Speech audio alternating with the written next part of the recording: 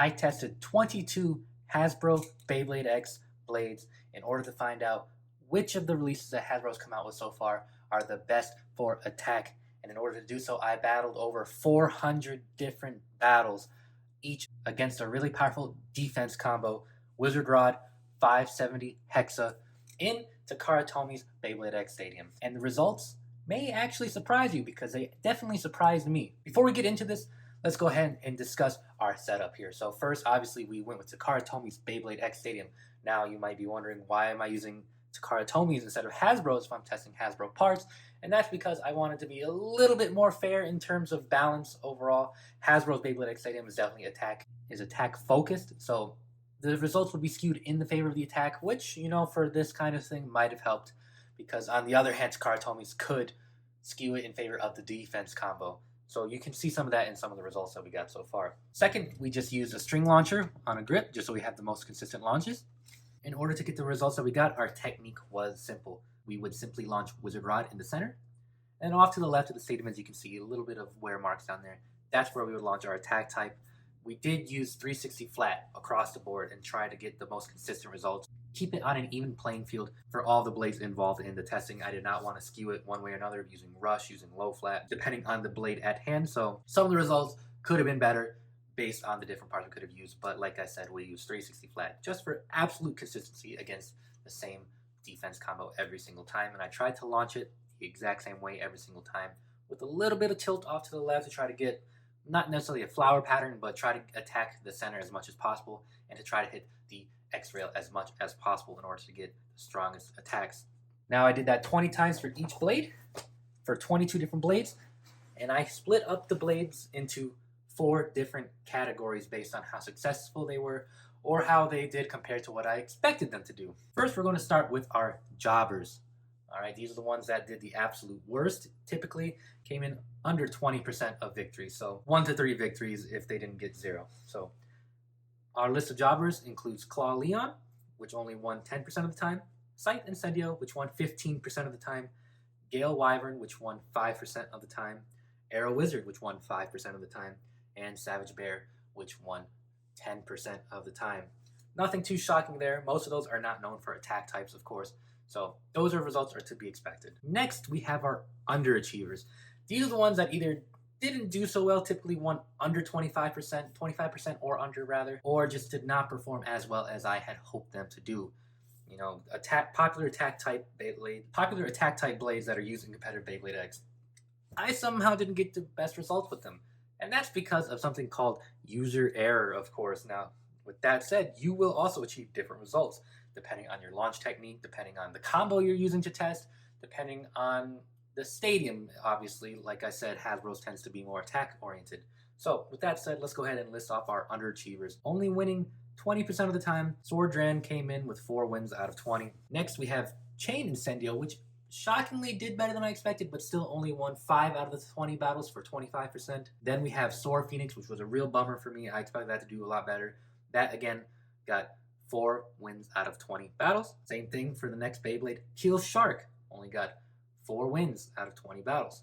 Really wish it had done a little bit better. One Beyblade that did better than I expected, but still, again, just like Chain Incendio, did poorly, was actually Helm Knight. I expected that one to do extremely poorly, but it did manage to get 25% of the victories with 5 wins in 20 battles. Continuing on with the Underachievers, we have Tail Viper, which won 4 out of 20 battles, and Yell Kong, which won 4 out of 20 battles. Both of those. I expected Tail Viper to do a little bit better, but I did expect Yell Kong to do a little bit worse since it is a Gale Wyvern remold. Next, we have, shockingly, Roar Tyranno. Again, similar lines as Sword Phoenix since they're remold. I expected them both to do better, especially with their heavier weight. And Roar Tyranno does have that sort of little more aggressive shape in terms of contact points. And lastly, in our Underachievers, we do get a Tusk Mammoth, which, again, 4 out of 20 battles, 20% overall win rate. And here are Overachievers. This is the ones that did better than 25%, so we're looking at least 30%, so 6 out of 20 battles. First one, Dagger Dran. I expected that one to do the worst out of the 2 Drans. I didn't expect it to have better results, but I did manage to get better results. Next, we had Lance Knight, which won 7 battles for 35%. After that, Sting Unicorn actually won 6 battles, so 30% there as well. And then some heavy hitters. I'm very surprised at these results. Talon Terra got 40% overall win rate with 8 battles. Knife Shinobi did 35% overall win rate with 7 battles won.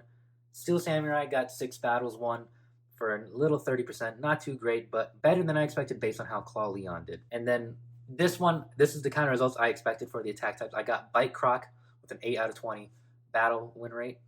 So that's pretty good, 40%. Not too bad in a more balanced, less attack-focused stadium. And then there's only one Beyblade in the absolute goated category, which I have no idea how I managed to pull off these results. If you've been paying attention, if you can figure out process elimination, there's one Beyblade X Blade that has not been named yet, and with a stunning 50% win rate, it won 10 out of 20 battles against Wizard Rod 570 Hexa.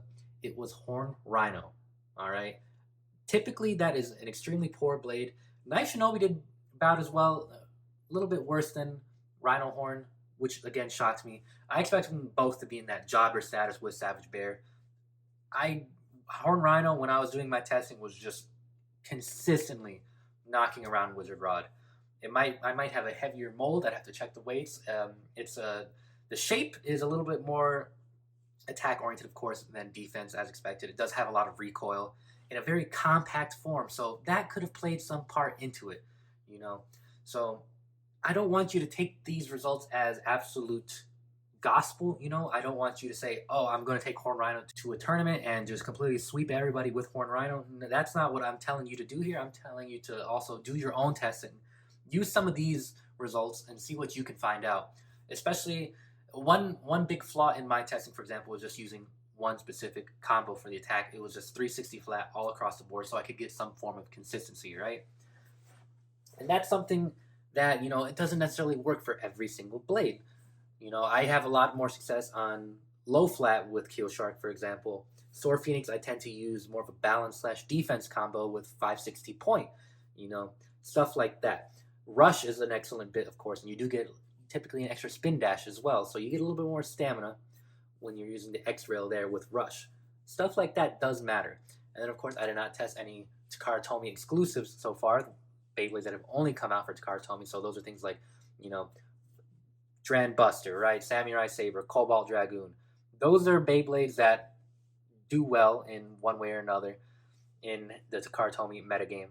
But I did not test them because I wanted to focus solely on Hasbro, since that's sort of the goal of my channel is to discuss Hasbro's metagame and Hasbro releases. So with that said, drop a like on this video if you did enjoy the discussion. Leave a comment. Tell me what combos you like to use in either stadium. Just let me know which stadium, what you use to launch.